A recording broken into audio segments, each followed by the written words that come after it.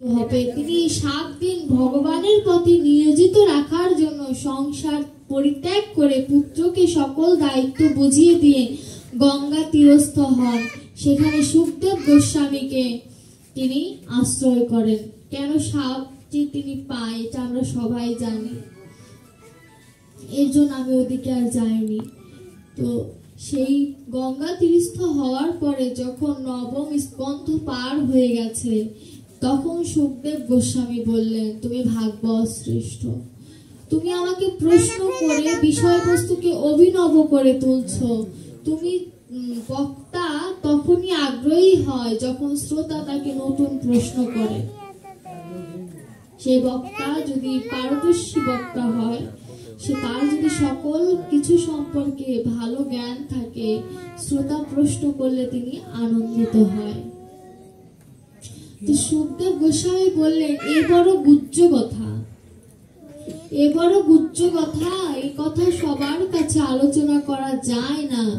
কিন্তু যদি শুদ্ধ শিষ্য পাওয়া যায়, তার কাছে লুকানোর কোনো দরকার নেই।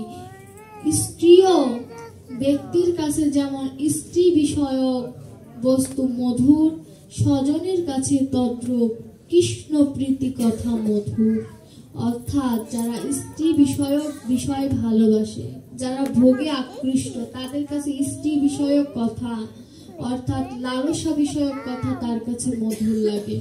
কিন্তু স্বজন, এখানে স্বজন বলতে কি বোঝানো হয়েছে? স্বজন বলতে যারা কৃষ্ণ প্রেমী, কৃষ্ণ অনুরাগী, তাদেরকে স্বজন বলানো হয়েছে। সেই স্বজনের কাছে কৃষ্ণ প্রীতিপ্রদ হলে তাদের কাছে গুজ্জ বলে কিছু থাকে না, তাদের কাছে সকল কথা বলা যায়। এর জন্য বৈষ্ণব পদকর্তা বলে, কৃষ্ণ কথা বলো না যথা তথা, এ বড় গুজ্জ কথা। গুজ্জ মানে গোপন কথা। এই কথা যার শোনার আগ্রহ আছে তাকেই বলা উচিত, যার শোনার আগ্রহ নাই তাকে যদি এ কথা বলা হয়, কথার অপমান করা হয়। কিন্তু এখানে আবার আরেকটি কথা ভাগবত বললেন, শ্রবণম মঙ্গলম শ্রীমদ ততম ভক্তি কীর্ণন্তে ভরিদা জনা। শ্রবণ করলেই মঙ্গল, বুঝো আর না বুঝো। শুনিলে, কারণ কানের ভিতর দিয়ে একটি কথা বারবার গেলে তখন সে কথা অবশ্যই হৃদয়ঙ্গম হয়। যেমন প্রহ্লাদ যখন মায়ের গর্ভে আসার আগে হিরণ্যকশিপুকে বলেছিল, হিরণ্যকশিপু যখন জপ করতে যায়, তখন একটি পাখি কৃষ্ণ কৃষ্ণ বলে, চতুর্দিকে কৃষ্ণ। তো এক স্বামী স্ত্রীর মধ্যে যে কোনো একজনকে ভক্ত হতে হয়, তবেই ভক্ত পেটে ধরা যায়, এত সহজ নয়। তখন হিরণ্যকশিপুর স্ত্রী বলে যে, তুমি তপস্যা করতে গেলে চলে আসলে কেন?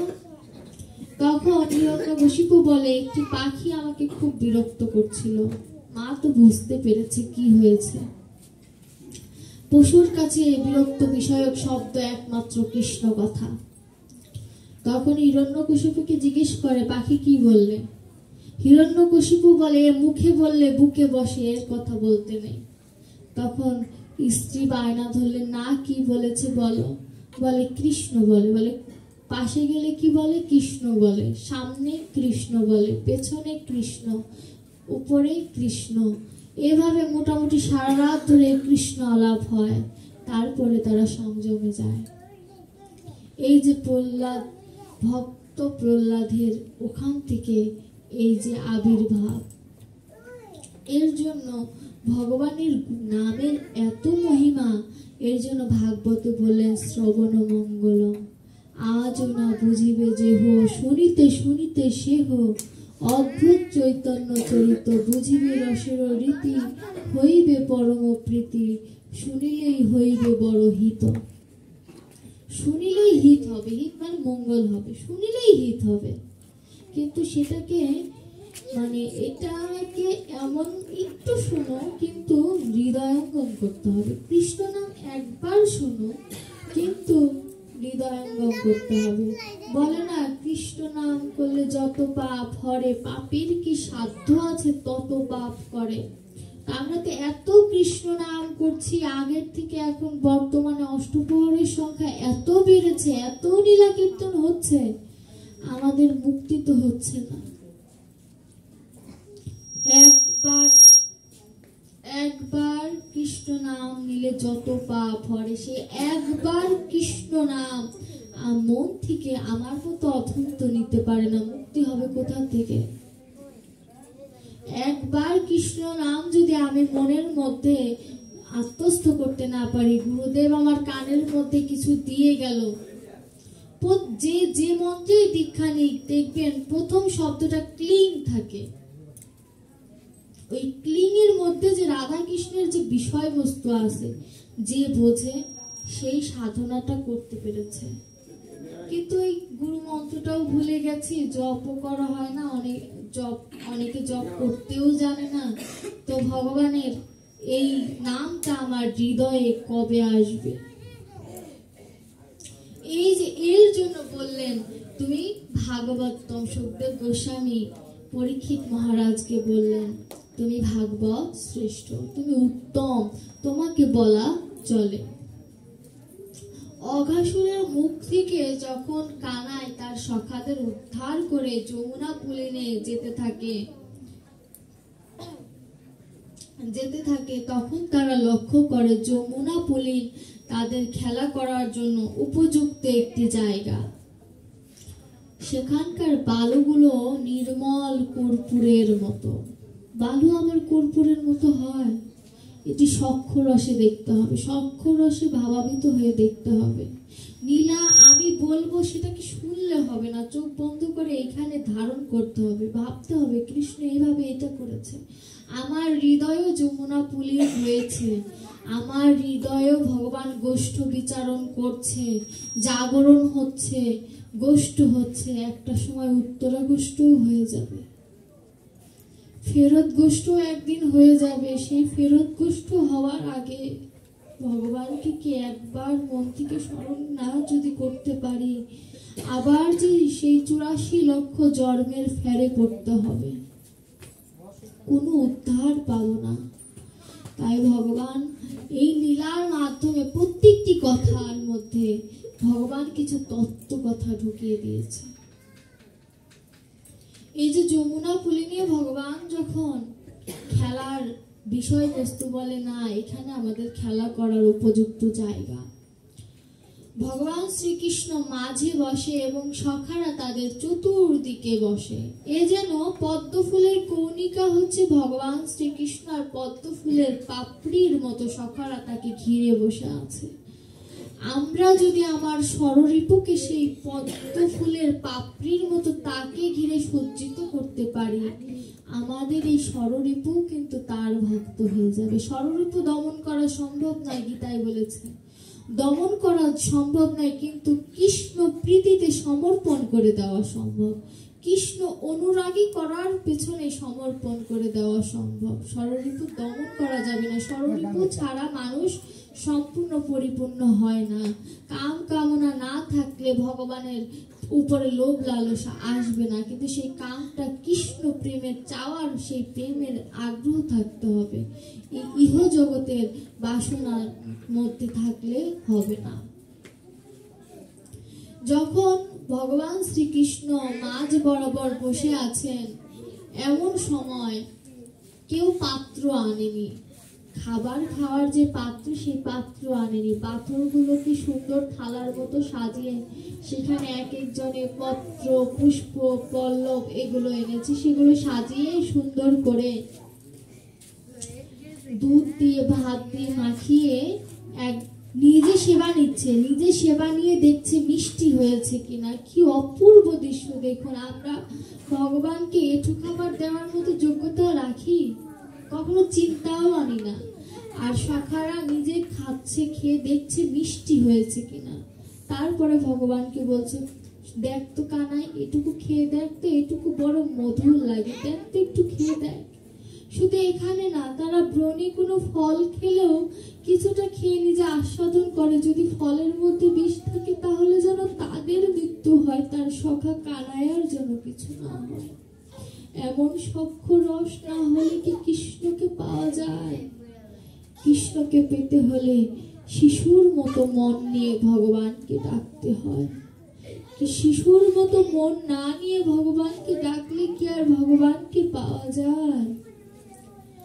ভগবানের মুখে অন্যের গ্রাস যখন তুলে দিচ্ছেন, এমন সময় দেখতে পেলেন গোবাছুরগুলো নেই। তো সখাগণ ব্যাকুল হয়ে উঠলেন, সখাগণকে অভয় দিলেন, তোমরা সবাই সেবা নাও, আমি দেখে আসছি বাছুরগুলো কোথায়। কৃষ্ণ অন্যের গ্রাসটা মানে অন্যের যে মুখটা মুখে নিতেও পারছে না, মুখে নিবে কি করে? সখাদের রেখে একা সেবা নেবে? ফেলেও দিতে পারছে না, ভক্ত মনে ব্যথা পাবে, তার দেওয়া প্রসাদ আমি কিভাবে ফেলে দিই। সেভাবেই ছুটছে সারা বন খুঁজে, বাছুরদের খুঁজে পাচ্ছে না। সখাদের কাছে আবার আসলেন, এদিকে এসে দেখে সখা নেই, কোনো সখা নেই। ভগবান হা সখা বলে কান্না করছে, সখাদের তিনি পাচ্ছেন না। কি অপূর্ব লীলা, যাকে আমরা সবাই খুঁজি, ভগবান সেই সখাদের হা সখা বলে কান্না করছে।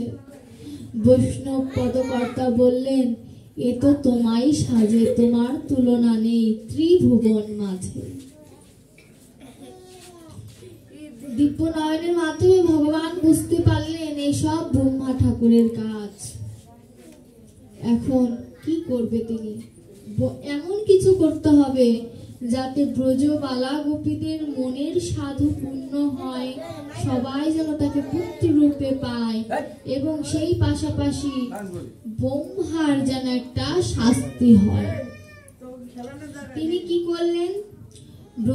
ব্রজবালাদের সন্তান হওয়ার খুব শখ ছিল তাদের, সেই শখ পূরণ করার জন্য তিনি গোবালক হিসাবে নিজেকে অভিনব রূপে তৈরি করলেন, নিজেই যেন সবকিছু। এদিকে আবার ব্রহ্মাকে দোষ দিলেও হয় না, ব্রহ্মা ভগবানের 3টি রস আস্বাদন করার জন্য কাজ করেছে। কি? মঞ্জু, মহিমা, ঐশ্বর্য আর মাধুর্য। ভগবানের ঐশ্বর্য হচ্ছে ভগবান এই যে অসুর বধ করছে, এটা ভগবানের ঐশ্বর্য। আর ভগবান যে সখাদের সাথে খেলা করছে, এটি হচ্ছে ভগবানের মাধুর্য।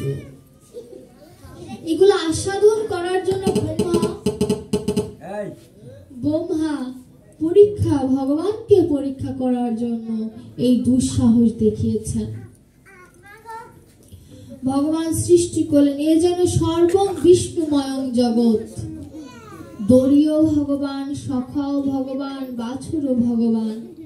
এ যেন কৃষ্ণ দড়ি দিয়ে কৃষ্ণকে টানে, আবার দড়ির মাধ্যমে কৃষ্ণ গরু অর্থাৎ বাছুরদের টানে।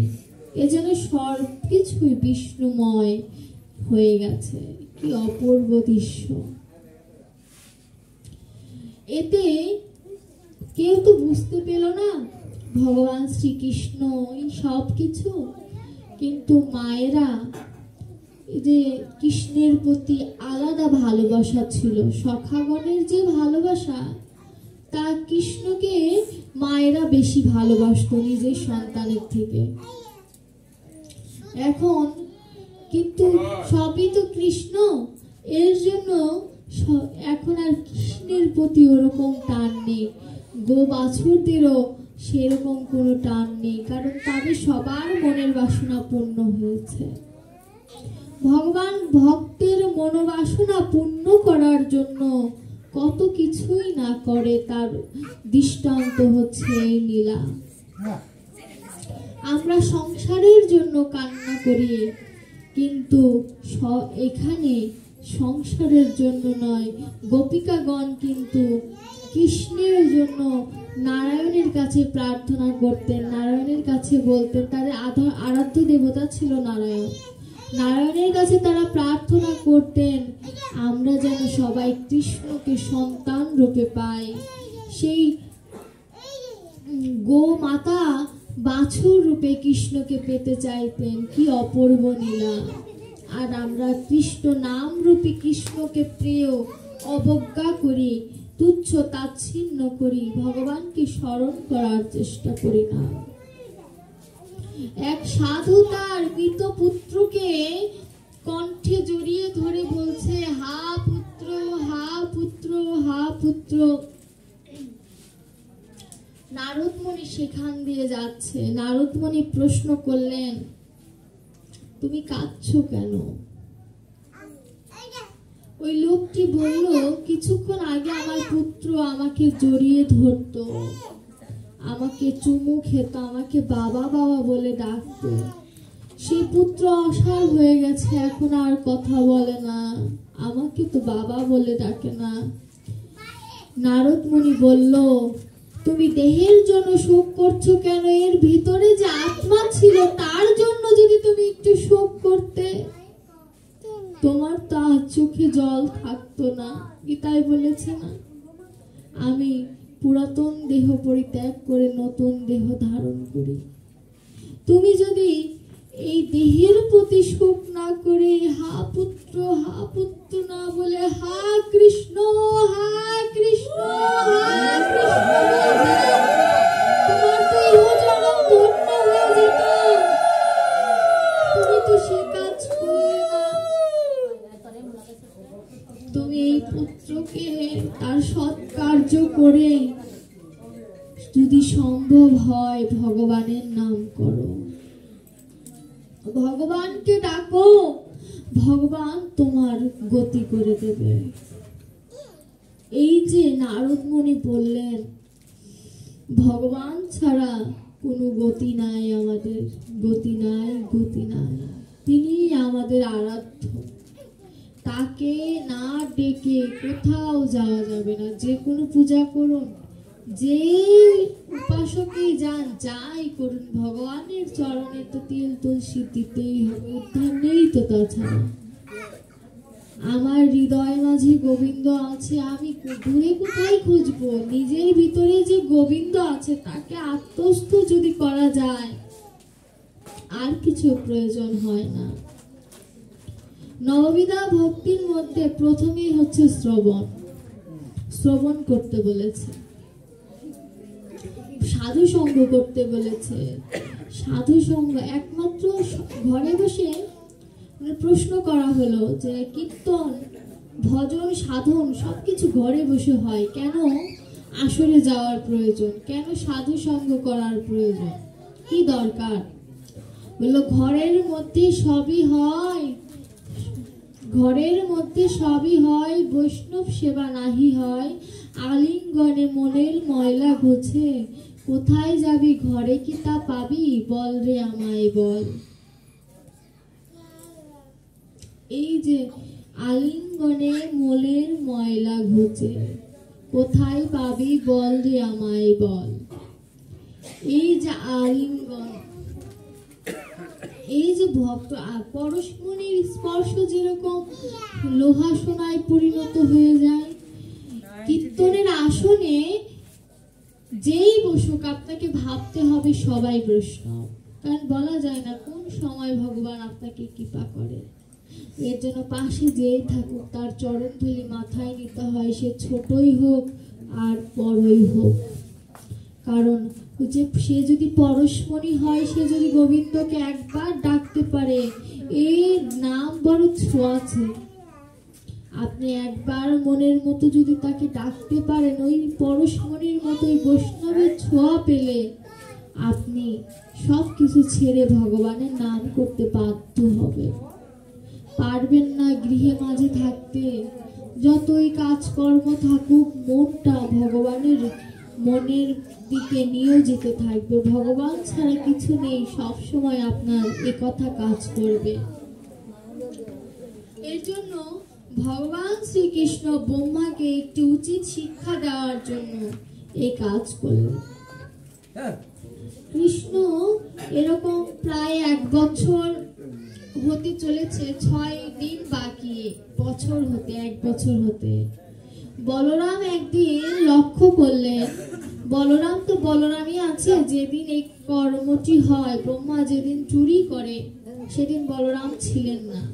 তো বলরাম বলরামই আছে, তিনি কৃষ্ণ না, তিনি বলরাম। তো বলরাম একটু খেয়াল করে যে ব্রজ গোপিকাগণ, গোমাতাগণ আগের মতো কৃষ্ণকে সেরকম ভালোবাসে না। কেন এটা? কেন কৃষ্ণের প্রতি আকর্ষণ চলে গেছে? তিনি চিন্তা করলেন, আমারও এই মায়ায় ধরেছে, আমিও তো কৃষ্ণকে যেমন ভালোবাসি, সখাদেরও সেরকমই ভালোবাসি। এমন কোন শক্তি আছে যে শক্তি আমাকে গ্রাস করতে পেরেছে? আমি তো বলরাম।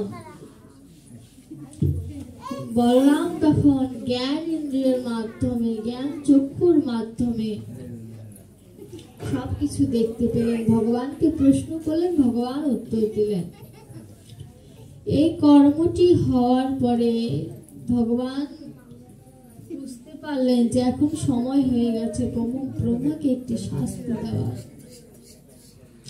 বলরাম দেখলেন অপূর্ব লীলা, যে গোমাতার দুগ্ধ এখন হয় না, সে গোমাতারও মাতৃভাব উদিত হয়েছে, সে গোমাতারও পয়োধন থেকে দুগ্ধ আসছে, দুগ্ধের ধারা বইছে।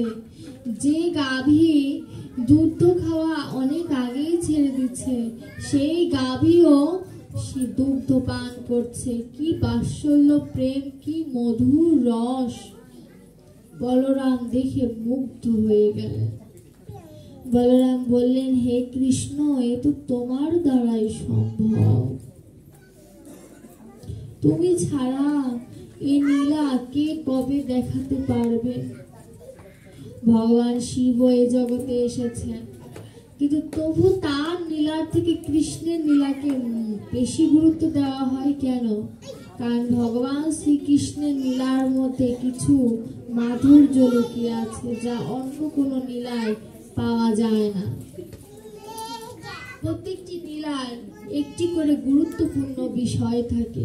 সেই গুরুত্বপূর্ণ বিষয় যদি আত্মস্থ না করা যায় তবে আনন্দ আসে না। আনন্দ না আসলে প্রেম আসবে না, প্রেম না আসলে অশ্রু আসবে না, আর অশ্রু যদি না আসে অষ্টসাত্ত্বিক ভাবের কোনোটি আসবে না। এর জন্য আনন্দ বড় একটা বিষয়, আনন্দ আসতে হবে। একবার যদি অনীহা চলে আসে ভিতরে, কাজ হবে না। এর জন্য শ্রবণ করতে হয়, মনোযোগ সহকারে শান্ত চিত্তে শ্রবণ করতে হয়। চঞ্চলকে কখনো চঞ্চল হয়ে ধরা যায় না, ভগবান চঞ্চল। আর আমি যদি চঞ্চলতা দেখাই, ভগবানকে ধরা সম্ভব নয়। কিন্তু আমি যদি স্থির থাকি, ভগবান আমার চারদিকে প্রদক্ষিণ করলো, আমি তাকে ঠিক ধরে ফেলতে পারবো। এর জন্য শান্ত চিত্তে ভগবানকে ডাকতে হবে। আর সাধু কারা জানেন? যারা সাধনার কিছু দূর যেয়ে হতাশায় ভোগে যে আমার দ্বারা সাধন হবে না, তারাই প্রকৃত সাধু। আর যে সাধু বা বৈষ্ণব বলে আমার দ্বারা সম্ভব, সে কখনো কৃষ্ণকে পাবে না। সাত্ত্বিক আহার যে বৈষ্ণব করে, সেই সাত্ত্বিক আহার কেন করে? মনটাকে শান্ত রাখার জন্য। আমিষ আহার করলে মন চঞ্চল হয়ে যায়, কাম কামনার লোভ বাসনার সৃষ্টি হয়। এর জন্য বৈষ্ণব বা সাধুরা সাত্ত্বিক আহার করে, মনকে শান্ত রাখার জন্য সাত্ত্বিক আহার করে। কিন্তু সাত্ত্বিক আহার করার পরে মন শান্ত থাকলেও একটি জিনিস যায় না, সেটি হচ্ছে অহংকার, যেটি সাত্ত্বিক আহার করার পরেও থেকে যায়। এই অহংকারকে দূরীভূত করার একমাত্র উপায় হচ্ছে এই ভক্তির চরণ ধুলি মাথায় নেওয়া আর সেবা সঙ্গনে গড়াগড়ি দিয়ে ভগবানকে, নিজেকে ভগবানের কাছে সমর্পণ করে দেওয়া। ভগবান সব সহ্য করতে পারে, অহংকার সহ্য করতে পারে না। অহংকারকে ভগবান পছন্দ করে না। এই অহংকার যদি চূর্ণ করা যায়, আপনি আমিষভোজী হলেও যদি ভগবানকে নিজেকে সমর্পণ করে দিতে পারেন, ভগবান তবু সাধু বলে গ্রহণ করবে। মীরাবাই বলেছিল, ফলমূল খেলে যদি কৃষ্ণকে পাওয়া যায় তবে তো বাদুর বাদরায় আগে পেতে পারে। ফালিয়ে দেবেন তার কথা? সাত্বিক আহার করা ভালো, কিন্তু মীরাবাইয়ের মতো একজন নারী বলেছে ফলমূল খেলে যদি তা কৃষ্ণরে পাওয়া যায় তবে বাদর বাদ্রায় পেত আগে, যদি ব্রহ্মচর্য পালন করে কৃষ্ণরে পাওয়া যায় তবে হিজড়া পেত আগে। কথা আত্মস্থ করতে হবে। এখানে মীরাবাইকে মানে মীরাবাইয়ের যে কথাটা বিরাট একটি কথা, বিরাট। এই কথা যদি বৈষ্ণবকে বলা হয়, বৈষ্ণব ভাবতে পারে আমাকে অপমান করা হচ্ছে। বিষয়টা তা নয়। সাত্বিক আহার করো কিন্তু অহংকার যেন না থাকে, ব্রহ্মচর্য পালন করো যেন ব্রহ্মত্ব জ্ঞান ভিতরে থাকে। মীরাবাই সনাতন গোস্বামীর কাছে যখন মীরাবাই যায়, সনাতন গোস্বামী বলে আমি নারীর মুখ দর্শন করি না। মীরাবাই বলেছিল তার সাধন বৃথা। সনাতন গোস্বামীর মতো একজন মানুষকে মীরাবাইয়ের মতো একটি নারী বলে তার সাধন বৃথা, কারণ সে নিজেকে এখনো পুরুষ ভাবে। এই জগতের পুরুষ একমাত্র ভগবান গোবিন্দ, আমরা সবাই নারী। এর জন্য আমাদের সবাইকে নারী হতে হবে। নর সাথে রতি যোগ করলে সে নারী হয়। সে যে নিজের রতি ষড়রিপু দমন করতে পেরেছে তিনিই নারী। আমরা কেউ নারী না, অন্তত আমি নারী হতে পারিনি। বাহ্যিক ভূষণে নারী হলেও আমি তো নারী হতে পারিনি। যেদিন নারী হতে পারবো সেদিন নিজেকে ধন্য মনে করব। নিজেকে এমন ভাবে চিনতে হবে যাতে ভগবানের কাছে কোনো খেদ না থাকে। এই যে শ্রীবাসের আইনা, এই শ্রীবাসও কিন্তু ধার্মিক ছিল না, পণ্ডিত ছিল। পণ্ডিত আর ধার্মিক কিন্তু বিষয় এক না। যে ধর্ম অধ্যয়ন করে, যে পাণ্ডিত্য আছে সে পণ্ডিত, কিন্তু যে ধর্ম অধ্যয়ন করে না কিন্তু সে কীর্তন শুনে কীর্তন আত্মস্থ করতে পারে, সে ধার্মিক। সুতরাং পণ্ডিত কখনো ধার্মিক হয় না। ধার্মিক পণ্ডিত হতে পারে কিন্তু পণ্ডিত কখনো ধার্মিক হতে পারে না। শ্রীবাস যখন 17 বছর পূর্ণ হয় তখন তিনি জানতো না গৌরাঙ্গ মহাপ্রভুর তিনি পার্শ্বদ। সে অনেক পণ্ডিত্য অর্জন করে, পড়ালেখায় সে অনেক পারদর্শী ছিল। একদিন স্বপ্নাদেশ পেল, এখনো কি সময় হয়নি? প্রথমবার স্বপ্নাদেশ পেল, এখনো কি সময় হয়নি। কথাটি বুঝুন, ভগবান কি বলল? এখনো কি সময় হয়নি। কেন বলল কথাটি? যুবক বয়স, শ্রেষ্ঠ বয়স, বৃদ্ধ বয়স নয়। একথা যে মনে রাখে সেই পায় সই কৃষ্ণ আরাধনের বিষয়বস্তু। মনে রেখো এই বিষয়টি যে মনে রাখতে পারে, কৃষ্ণকে পাওয়া ডাকার যে সময় সেটি হচ্ছে কৈশোর বয়স, যৌবন বয়স, বৃদ্ধ বয়স নয়। বৃদ্ধ বয়সে আমার চশমা পরতে হবে, লোলচর্ম, শুভ্র মানে সাদা চুল, মানে চামড়া ঢিল হয়ে যাবে, তখন ভগবানকে ডাকার সময় না। তখন ধ্যান করার সময়। কি ধ্যান করতে হবে? ভগবানের লীলা ধ্যান করতে হবে, স্মরণ করতে হবে তাকে। যৌবন বয়স ভক্ত সঙ্গ করার বয়স। আর এই যে বিষয়বস্তুগুলো মনে রাখার জন্য শ্রীবাসকে ভগবান স্বপ্নাদেশ দিলেন, এখনো কি সময় হয়নি। শ্রীবাসের তো তখনও জ্ঞান চক্ষু উন্মিলিত হয়নি। তিনি আবার ঘুমিয়ে পড়েন। এরপরে স্বপ্নাদেশ হয়, এখনো কি সময় হয়নি, সূর্য উদয়ের সাথে সাথে তোমার মৃত্যু হবে। শ্রীবাস ভয় পেয়ে উঠলেন। শ্রীবাস তখন চিন্তা করলেন, সারা জীবন তো অনেক পাণ্ডিত্য অর্জন করলাম। পাণ্ডিত্য অর্জন করার মধ্যে শুনেছি গঙ্গা স্নান করলে বলে মনের ময়লা দূর হয়, দেহ মন পবিত্র হয়। একবার গঙ্গা স্নান করে আসি। তখন তিনি গঙ্গা স্নানের উদ্দেশ্যে রওনা দিয়ে দেখে এক জায়গা ভাগবত পাঠ হচ্ছে। তিনি লক্ষ্য করে কিন্তু গুরুত্ব দেন না। ওই যে অহংকার ভিতরে রয়েছে, আমি পণ্ডিত। শ্রীবাস গঙ্গা স্নান করে একবার গঙ্গায় মানে ডুব দিয়ে চিন্তা করে আমি আমার দেহ ত্যাগ করব। আবার চিন্তা করে দেহ ত্যাগ করলে তো আমি পাপী হব, আমার মুক্তি হবে না। তার চেয়ে বরং এখনো সূর্য উদয় হতে অনেকটা সময় আছে, আমি এইটুক সময় ভাগবত কথা শ্রবণ করি। তিনি স্নান করে শুষ্ক বসনার পরেনি, সেই ভেজা কাপড়ে ভাগবতের আসরে গেলেন। একদম পিছনে বসেছে, তাকে দেখাও যায় না। পাঠকের আলোচনা হচ্ছে আর এদিকে শ্রীবাস মনে মনে চিন্তা করছে, হা প্রভু, কি করলাম সারা জীবন। পাঠে এসে পাঠের কি মহিমা দেখুন। পাঠক কি বললো ওটি বিষয় না, পাঠক যে সারাংশ আপনাকে জানালো সেটুকু যদি আপনি আত্মস্থ করতে পারেন, পাঠকেরও জীবন সার্থক, আপনারও জীবন সার্থক। পাঠকের ভুল ধরার মধ্যে কোনো ঐশ্বর্য নেই, মাধুর্য এখানে। পাঠক যে সঠিক কথাটা বলেছে সেটা যদি আপনি ধারণ করতে পারেন, এটাই আপনার মাধুর্য। ঐশ্বর্য দিয়ে আপনার কি হবে? ঐশ্বর্য তো গোবিন্দও পছন্দ করে না। ভুল ধরার মধ্যে কোনো সার্থকতা নেই। তো শ্রীবাস এত বড় পণ্ডিত হয়ে সেই পাঠকের মুখে সেই ভাগবতী আলোচনা শুনে তিনি হা হা গোবিন্দ, হা গোবিন্দ, হা গোবিন্দ বলে কান্না করছে। এমন সময় শ্রীবাস ভিজা কাপড়ে ছিল, তো ভিজা কাপড়ে সে অজ্ঞান হয়ে পড়ে গেছে। সূর্য উদয় হয়েছে। মূলত স্বপ্নাদেশটা ছিল শ্রীবাসকে বোঝানোর জন্য। তো যখনই সে অজ্ঞান হয়ে পড়ে গেছে, শব্দ হয়েছে, পাঠকটাকে চোখে টোখে জল দিয়ে তাকে গৃহে পৌঁছিয়ে দিয়েছে।